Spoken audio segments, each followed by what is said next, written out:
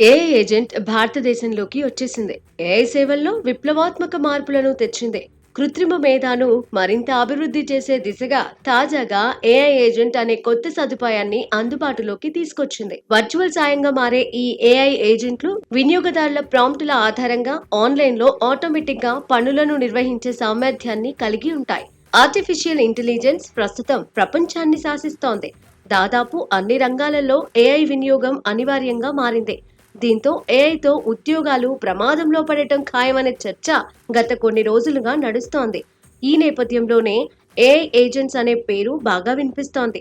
ఏళ్ల అనుభవం ఉన్న సాఫ్ట్వేర్ ఇంజనీర్లు చేసే పనులను ఏఐ ఏజెంట్స్ చేయగలవని ఆల్టమాన్ చెప్పిన మాటలు ఉద్యోగుల గుండెల్లో గుబులు పుట్టిస్తున్నాయి.